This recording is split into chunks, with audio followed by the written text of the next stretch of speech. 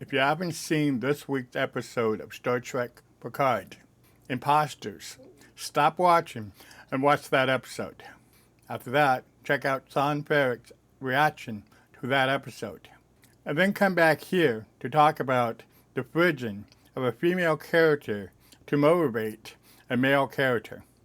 This week's episode of Star Trek Picard reintroduces a character we haven't seen in 30 years. Laren, played by Michelle Forbes. The last time we saw Ro was in Season 7 of Star Trek The Next Generation. Captain Picard sent her to infiltrate the Marquis for rebellion against the Federation. She defected from Starfleet to join the Marquis and betrayed Picard's trust in her. In the Star Trek novels, Ro left the Marquis, surrendered to Starfleet for court-martial, and sent to a penal colony. She eventually becomes the commander of Deep Space Nine, a role that the TV writers wrote for in Deep Space Nine. But Michelle Forbes wouldn't commit to a multi-year contract. Ro returns to Picard as a commander in Starfleet intelligence, recruited out of the penal colony for her expertise in terrorist groups. The recriminations between her and Picard flies fast and furious. Their mutual pain from the last 30 years proved to each other that they weren't changelings. Ro reveals to Picard that changelings have compromised the highest levels of Starfleet. She hands him her Bajorian earring that is a data chip with all her investigation files. And then she gets killed in a shuttle explosion. Why?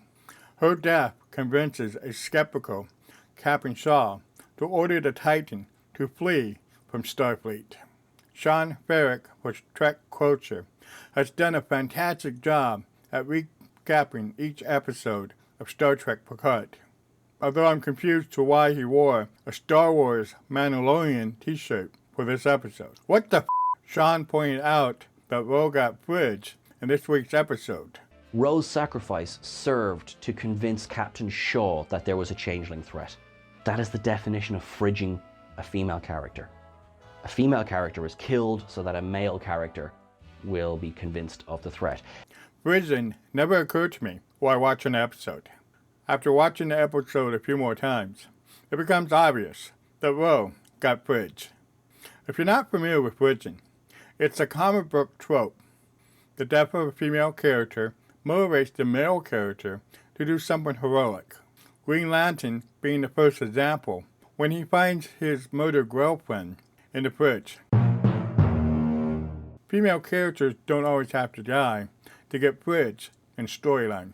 They can be raped, depowered, crippled, turned evil, maimed, tortured, get a disease, or had other life-derailing tragedies. Gail Simone compiled a long list of fridged female characters. A recent example would be the 90th anniversary of Nancy Drew in March 2020.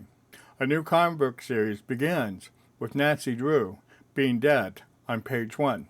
The Hardy Boys took it upon themselves to solve her murder, only to discover that she was alive and well and pissed off that they were stepping in on her investigation.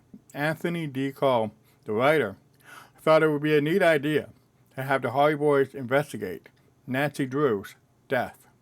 He was unaware of fridging as a trope and wasn't prepared for the backlash.